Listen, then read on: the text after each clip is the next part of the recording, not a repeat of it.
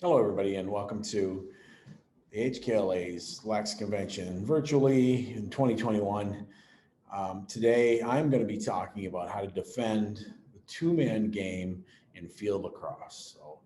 The two-man game has morphed a lot from the indoor box game, and more teams are using it out on the field in different areas of the field and in different situations. So the unfortunate problem that we have with defending the two-man game in field is there's a lot more space. But the advantage that we have is sometimes you've got a long stick involved, which can help disrupt. So there are differences in the way we defend in box versus the way we defend in field. So today we're going to go out to the field, and I'm going to do a little bit of a chalkboard work, and we'll talk about exactly how we can do our best to defend the two-man game out on the field. All right, so stay tuned. Okay, here we are at the whiteboard in the HKLA offices, and we're going to walk through how to defend the two-man game in the field. This will be very basic. It's just a start. It's a beginning. Obviously, there are numerous places on the field that you could run the two-man game, and the difference between field and box lacrosse is where the ball is on the field and where that two-man game is happening can determine how you defend the two-man game. So we're just going to go through two different scenarios: the two-man game happening above GLE and the two-man game happening below GLE. Okay, so let's start with above GLE. We have an offensive player here with the ball, and let's say we've got another offensive player inside here, right? We've got a defender here, and we've got a defender here. Okay, so they're obviously going to try and come out, and when they're set up like this, try and set some sort of pick on either the left or right side. So this is one of the keys when we talk about communication, is that when you're coming in the field, especially, if that pick is going to happen on the left or that pick is going to happen on the right, you really have to let your teammate know, all right? Your partner on defense has to know that it's happening on the left or the right. Now, obviously, we don't want this player to get over the top because, again, in field lacrosse, even more than in box lacrosse, opening up your shooting angle is even more valuable. So we really want to overplay that stick and force them down the alley as when we're on the ball. Now, the really good thing is if this defender is a pole, or one of these defenders is a pole, you can get in onto a ball carrier's hands and disrupt an easy pass or an easy shot and still give yourself a 6-foot cushion. Okay, it's more difficult when you have a short stick out here or a short stick in here. But if one of them is a pole, then let's use that pole to our advantage by getting in on people's hands, right? So if this pick is going to come out here and set on the left, then this defender has got to say pick coming left, pick coming left. Now, obviously, he can't come out he can't come out and disrupt that pick. He's got to let that pick happen. But the good thing is if this is a pole out here, he can get in on the hands, disrupt them, and force them to go this way by overplaying the stick side, and still be back far enough to not let that pick happen. Okay? So this defender has got to come out with him and be prepared that if this man attacks this direction, that he has got to shoot out. All right? Similar to the way we do it in box, because we want to force him down into the corner. Right? That's where we want to go with that ball carrier.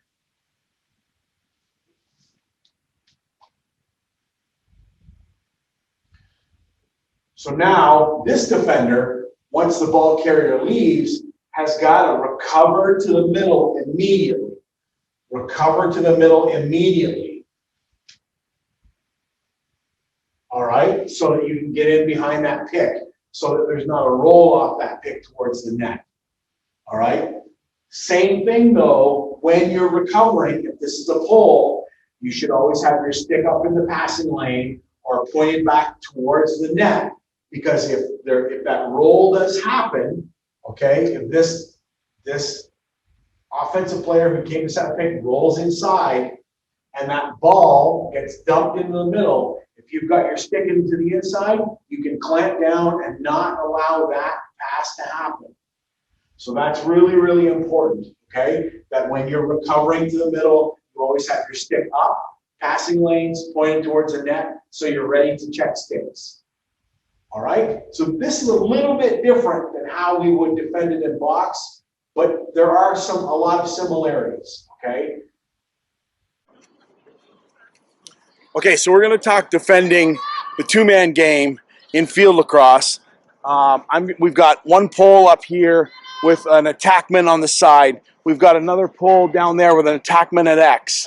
Okay, and the biggest thing about defending the two-man game in field, even more than in box, is that communication. And they really, really, really need to talk to each other. Okay, so the first thing is we want to set up naturally with this pole.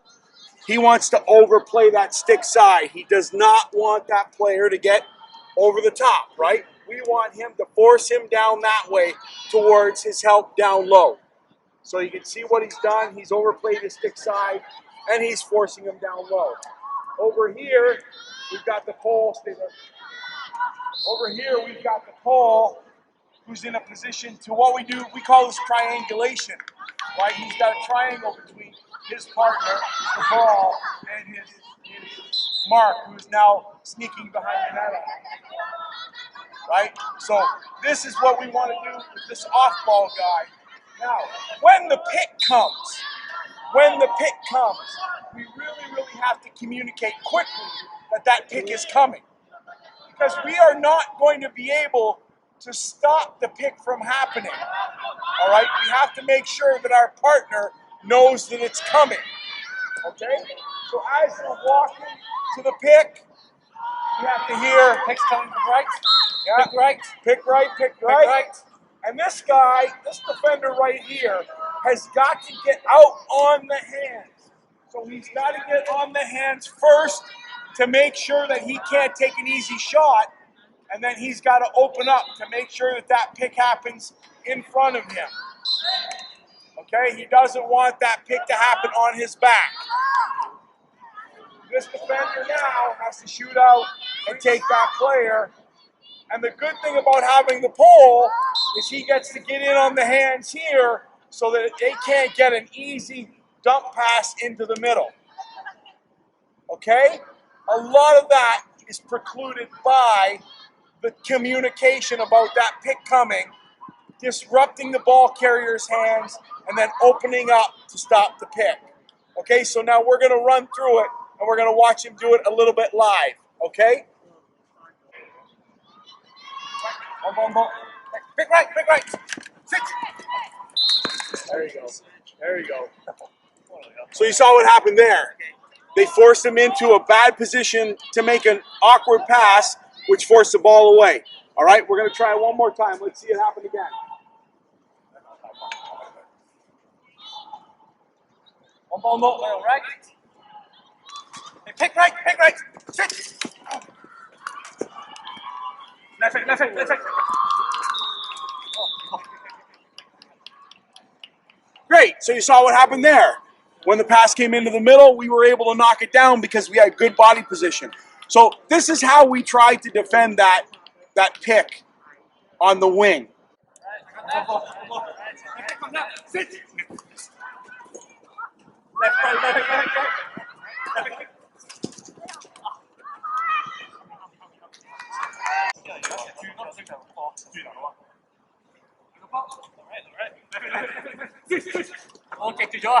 Perfect.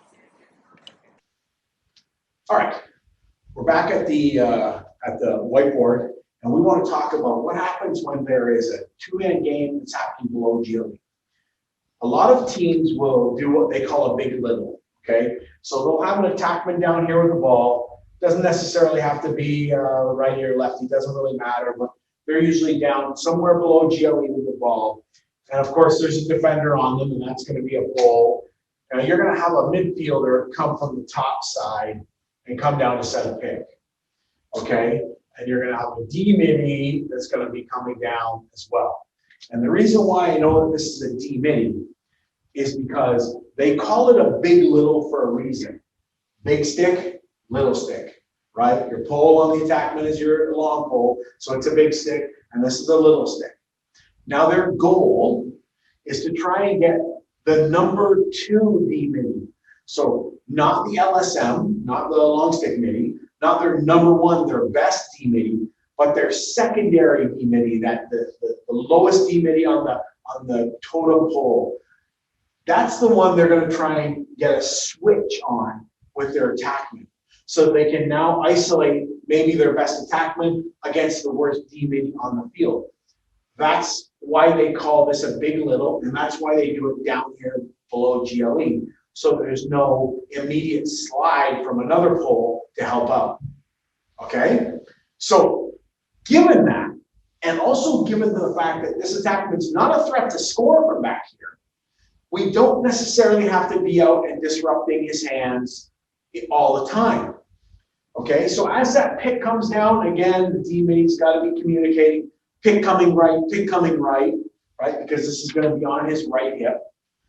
And when he hears pick coming right, he can disrupt the hands, take a quick look to see where and when it's coming, and then he can just drop back directly, one step back, okay? Especially when it's right as the pick arrives. If that pole takes that one step back, and that D midi comes down into this area as well, okay?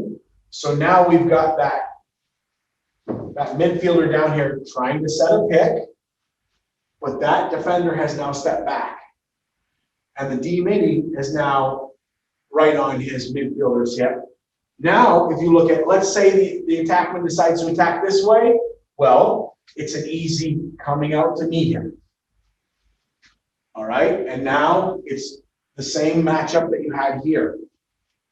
If the attackman decides to attack this way, it's the same thing. You're coming out to meet him, and you have the same matchup. They did not get the switch they desired.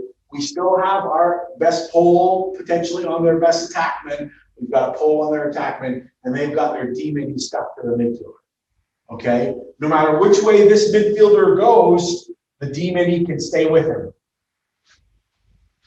Okay? So we're going to try and fight through that pick 99% of the time. We really do not want that pick to happen.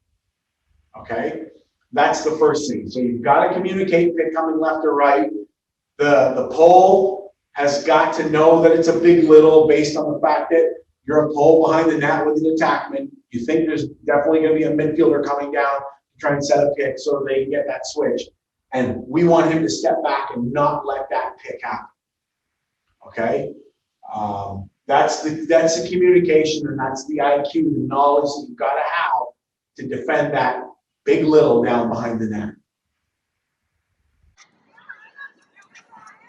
Okay, so the question comes up, what happens if a midfielder brings his short stick down low and then tries to set a pick behind the net? They call this on offense, they call it a big little, right? They're trying to get the attackman defended with the short stick. So we need to stop that at all costs. So here is where we're going to try and jump through. Okay? So let's talk about that. The ball carrier is down here, and he's got a short stick. So this is a midfielder on offense with a D midi defending him. If the attackman comes down to set a pick, because they're no threat to shoot and score from here, this is where the midi has to jump back. Okay? He doesn't have to disrupt his hands because he's not a threat to shoot or score. So this is where he can step back and we can allow that pick to happen out in front.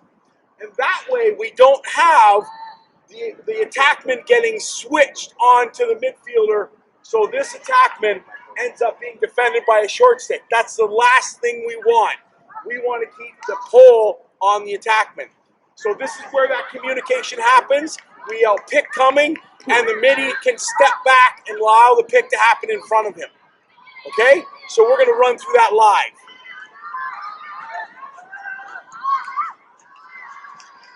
All right, go ahead. Go ahead. Go ahead. Pick coming. From left. Outside. Stay. I got it. Stop.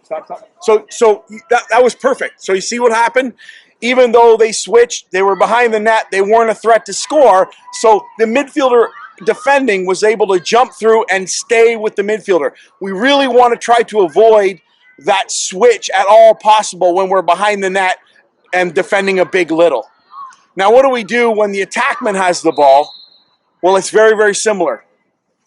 So this time, the pole is going to take that step back. Okay, again, he's not a threat to shoot or score from back here, so we don't have to get out on his hands, but we can step back and allow the pick to happen in front of him. Okay, so now we're going to watch that live. Head. Pick left. Stay.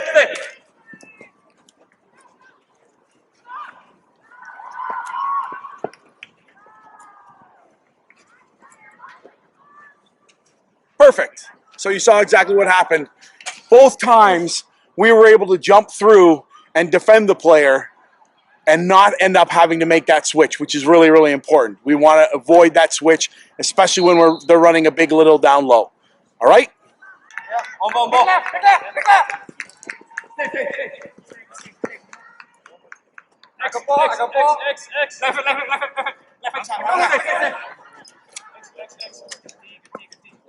Left. Pick left. Ball. I got ball. Left it. You are. Right. Ball. Left.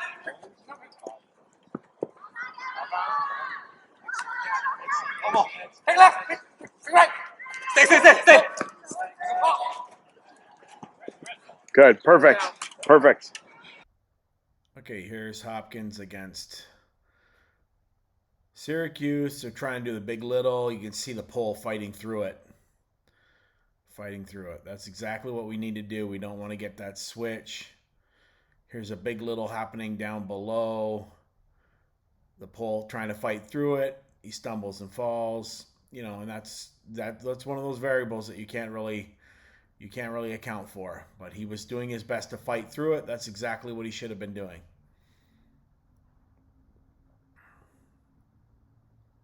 I think he got his feet tangled up with the other defender setting the pick. But that happens. All right, so let's check out another big little back here.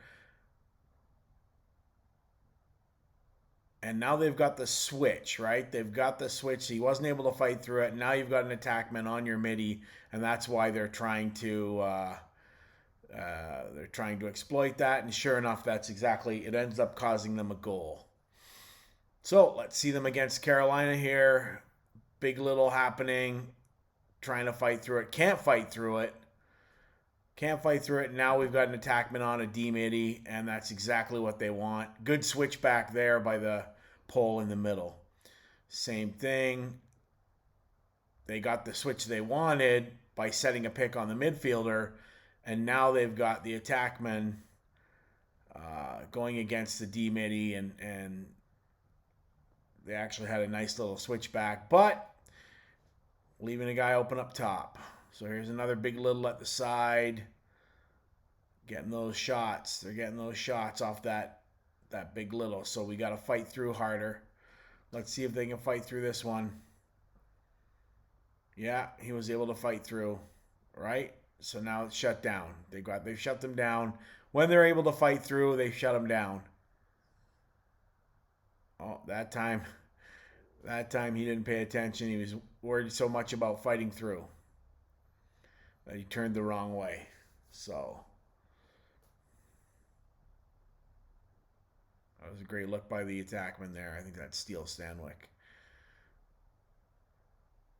All right, so here we go. We got two poles in the back though, so they shouldn't worry too much about that switch. They can allow that switch to happen when you've got two poles.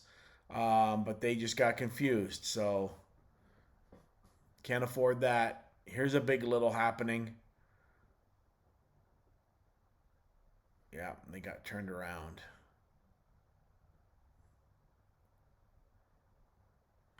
So you can see what they're trying to do and how they're trying to exploit it. When the pole fights through, it's easier to shut down than when he gets when they try and do the switch like they've done there.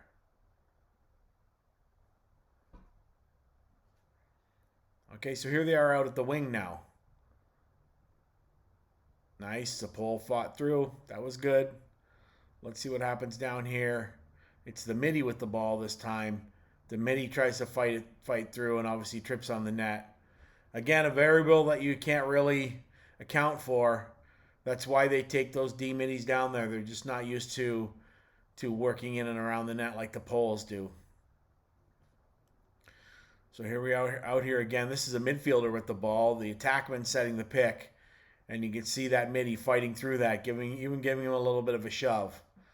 So, and there they took a weak angle shot, and we were able to get the ball back. So that's good defense right there. Okay, the pole fought off the pick. Let's see if we can do it a second time. Yeah, he was able to disrupt enough to get that pass. So again, you're seeing what's happening when the pole fights through. It's much more difficult for them to execute what they want to do. But when they end up doing the switch, it's always a riskier proposition.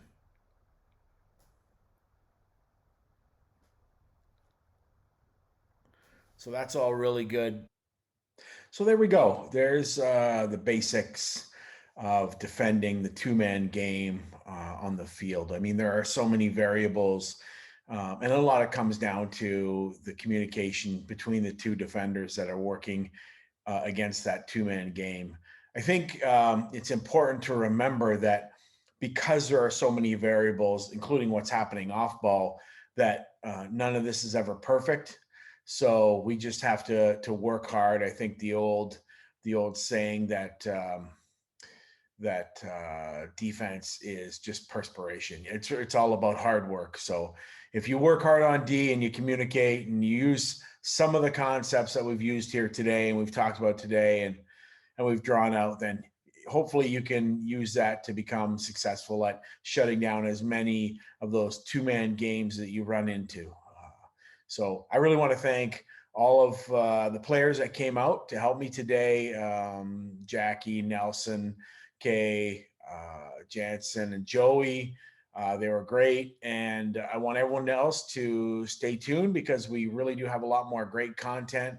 If you use the QR code in the next little section, you'll be able to get to our YouTube channel and check out some of the other great content. So stay tuned to the Hong Kong Lacrosse Association's very first virtual lacrosse convention in 2021. Thank you.